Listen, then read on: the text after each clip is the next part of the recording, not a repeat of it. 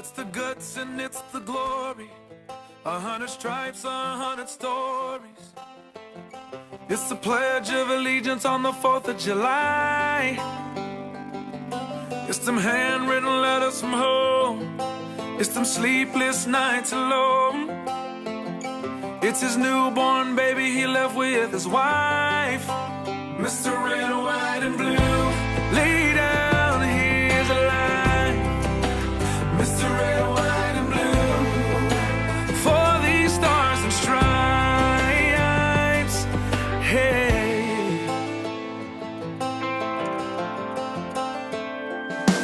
From the fields of Indiana to the swamps of Louisiana, to the golden coast of California. Hello, and thank you for watching this Oriole Reports special tribute show today. We are remembering and honoring the lives lost on September 11th, 20 years from tomorrow. 9/11 is a day that will not be forgotten in our country. We will be taking a look at events happening this weekend for 9/11, the history of this day and its importance, along with hearing from a history teacher to learn more about that day in 2001. At the end of today's show, we will have a moment of silence. Let's get started. To begin, we are taking a look at a few events happening this week. Tomorrow, there is a Never Forgotten Memorial unveiling ceremony. There will be a guest speaker who is a veteran. This will be at 8:15 in the morning at Oak Lawn Memorial Gardens in Indianapolis in honor of the 20th anniversary. This tribute will be kept in the lobby with the names of all 2,977 victims who lost their lives during the 9/11 attacks. Another event happening tomorrow, a memorial speech for the fallen in Greenwood. Local first responders will be a part of the tribute. The Johnson County 9/11 Memorial site has a piece of steel from the First World Trade Tower. The service begins at 10 a.m. by the Herman Funeral Homes and Cemeteries. Skeller downtown has its 9/11 tribute starting at 1. More details can be found on their website. Now let's check in with Addison to see what the weather will be like in case you plan to attend or honor the lives of those lost outside tomorrow. Thanks, Connor. The rest of the week into next week looks like it will start to warm up.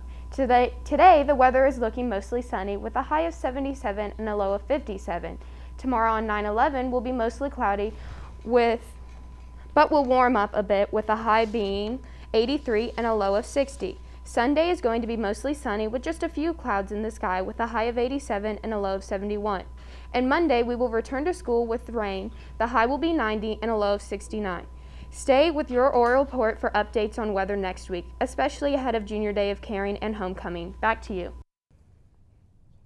Our history teachers at the Avon High School know better than we do. Sophie Schick, Isaac Brown, and Kenzie Faust asked some staff what led up to this and the precautions we potentially could have taken. Let's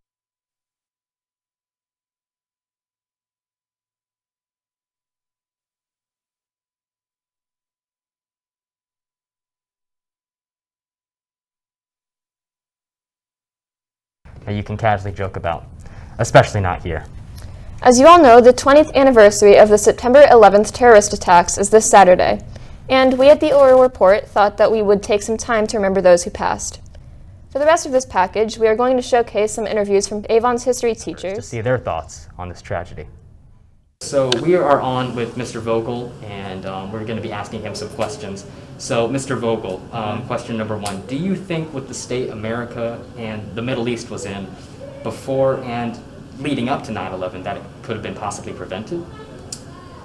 I think there was a lot of factors that went into the actions behind 9/11. I don't think the United States alone could have done anything to prevent it. What were you doing when 9/11 happened? Where were you as a person?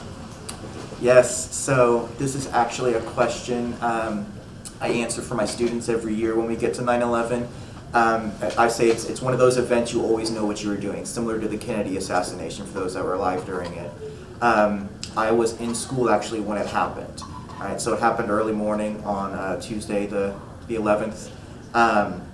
We were in school and actually we were taking a test and the principal came on the PA and said, teachers, don't turn on your television. Don't turn on any sort of radio stations, just continue class as normal. And of course, we were all just kind of confused, saying, well, what's going on? And then about an hour later, they get back on the PA and say, okay, we're going to dismiss ahead of time, make sure to take everybody and get them on the bus and head home. Because at that time, we didn't know how many other planes had actually been hijacked, right? So when we got home, I just remember being like really confused, like what's going on, like is school in trouble or something. And my dad, who whenever something bad would happen, he'd be in the garage kind of messing with his electronics. He was messing with this electronic that he knew he couldn't fix, but decided to work on it because he was anxious. And on the TV, I remember seeing the World Trade Center, the first tower, and the smoke coming out of it. And then as soon as I saw that image, the next image that came up was the plane circling around the second tower and hitting that. And then, an hour or so later, the tower fell, or both towers fell, rather.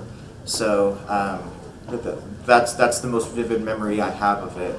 I can still smell and taste the things that I had ate and that I had been around that day. So it's one that it definitely sticks with you.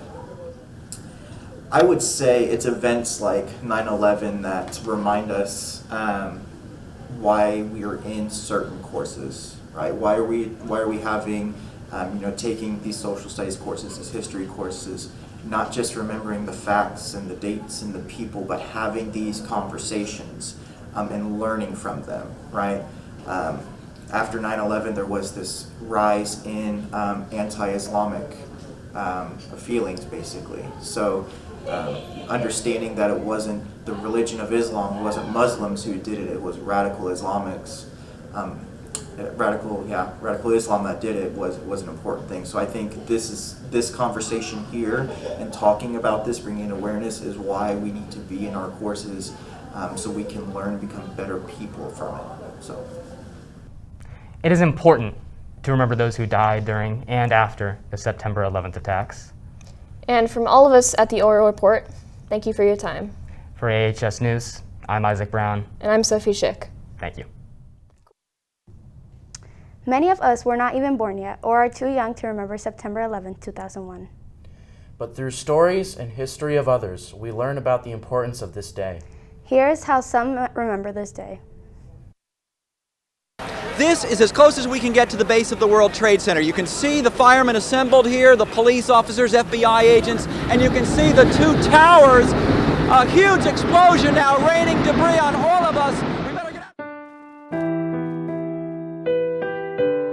out. 20 years ago on September 11th, 2001, 4 planes were hijacked by extremists from the group called Al-Qaeda. Flight 11 was hijacked and was the first plane to hit, going into the North Tower at 8:46 a.m. Flight 177 was bound to San Francisco, and 15 minutes later crashed into the South Tower at 9:02 a.m. Flight 77, which was hijacked around 8:50 a.m., crashed into the west side of the Pentagon around 9:37 a.m. The final hijacked plane was Flight 93, which crashed in a field in Pennsylvania after the passengers fought back against the hijackers. Later on, the South and North Towers would collapse on themselves at 10 a.m. and 10:38 a.m., killing everyone inside and anyone in the surrounding area. 11 people were then later rescued from the rubble. 9/11 is the most devastating and horrific terrorist attack in U.S. history. There is now a memorial at Ground Zero where the original 2 towers stood, with all the names of the 2,996 people who lost their lives that day. We remember 9/11.